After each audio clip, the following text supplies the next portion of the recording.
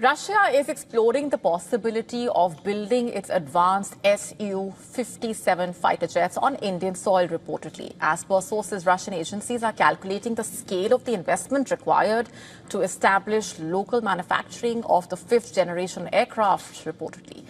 In fact, Hindustan Aeronautics Limited, which already assembles the Su-30 MKI in Nashik, is being considered as a potential production site if the proposal advances. And this comes as India has expressed requirement for at least 2 to 3 squadrons of the fifth-generation fighter jets to strengthen its air power. Defense sources saying concerned Russian agencies are undertaking studies to ascertain the level of investments required for manufacturing the Su-57s in India. It is important to note here that this development comes in the backdrop of Russia pushing India to purchase the Su-57 fighter jets, while India continues discussions on other high-end Russian systems, including the S-400 and the next-generation S-500 air defense platforms. Interestingly, India had earlier partnered in the Russian fifth-generation fighter program, but stepped away nearly a decade ago, reportedly, over concerns related to cost and technology sharing. And sources pointing out that changing global dynamics could reopen the doors for cooperation, reportedly. And the timing is also significant here because America's F-35 remains another strong option for India. But relations with the United States have soured in recent months. The tariffs imposed by the Trump administration, coupled with American criticism of India's purchase of Russian oil, in a way strained ties. And the F-35 Lightning II, developed by Lockheed Martin, is the most exported fifth-generation fighter in history. Over 1,000 units are in service with the U.S. Air Force, Navy, Marine Corps, as well as with America's allies like the United Kingdom, Japan, Israel, Italy, South Korea. In contrast, the Sukhoi-manufactured Su-57 emphasizes maneuverability, rugged design, powerful weapon systems, alongside stealth. For smaller nations, the Su-57 is often considered more cost-effective, while the NATO members usually opt for the F-35 to ensure compatibility with their allies. For India, the decision could shape the future of its air combat capabilities and also define the country's broader defense alignment. On to Sudan now. A landslide that struck the Mara Mountains area of western Sudan has killed over 1,000 people. According to the Sudan Liberation Army, the landslide that struck on August 31 after days of heavy rainfall destroyed an entire village, which has been leveled to the ground. It has been touted as one of the deadliest natural disasters that the country has faced in recent times. The rebel group, which controls the affected area located in the Darfur region, has appealed to the United Nations and the international aid agencies to help recover the bodies of the victims.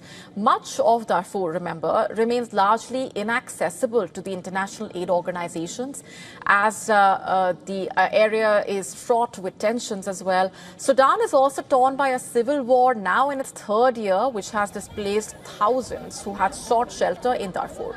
Parts of the country are also reeling under famine.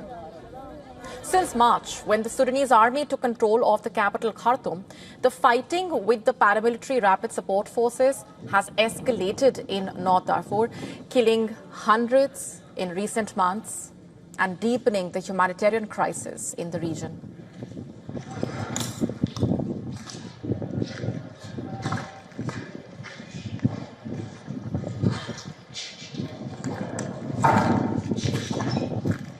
China is preparing a massive military parade in Beijing, marking the 80th anniversary of its World War II victory. Beyond the mega extravaganza of the parade itself, the bigger event and its build-up translating into a show of strength that underscores President Xi Jinping's deepening ties with Russia and his push to challenge U.S. dominance.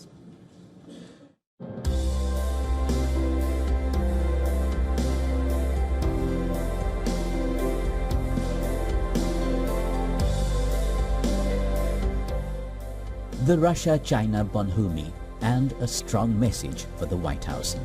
On the eve of the mega parade, Xi Jinping and Vladimir Putin met in Beijing at Xi's home. A special privilege extended to his no limits ally.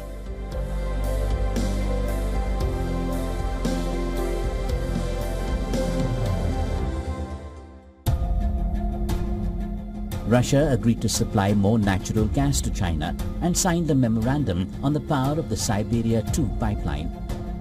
The two also announced a new visa-free travel arrangement for Russian citizens. The memory of being brothers in arms, trust, mutual assistance, firmness in defending common interests formed the basis of the comprehensive partnership and strategic cooperation between Russia and China in the new era. We were always together then. We remain together now. China and Russia have remained true to their original aspirations and stayed the course, achieving fruitful cooperation across various fields. China is willing to work together with Russia to support each other's national development and revitalization, firmly uphold fairness and justice, and promote the building of a more just and equitable global governance order.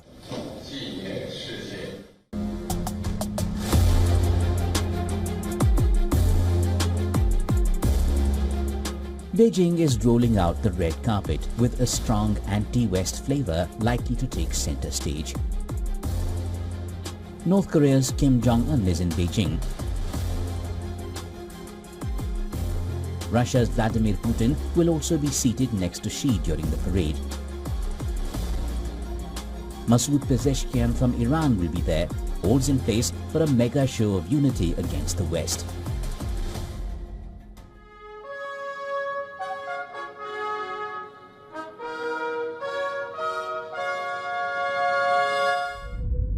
The parade is designed to showcase China's military prowess and geopolitical might. The world's second largest active military, with more than 2 million personnel, is holding one of its biggest parades ever. Watchers say the list of weapons to be on display at the parade reflect China's growing ambition to match American military power. All the systems are domestically produced. The parade itself has a reported budget of around $3 billion, roughly 2% of China's annual defense spending.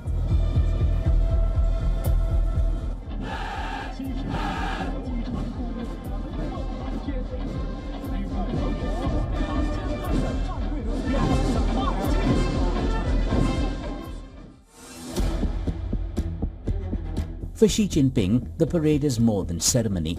Clearly, China seeks to portray itself as an alternative to the American-dominated post-war era. Amid high-stakes negotiations with US President Donald Trump's ambitions over trade and tariffs and potential conflict over Taiwan, this is a show of China's military and diplomatic strength.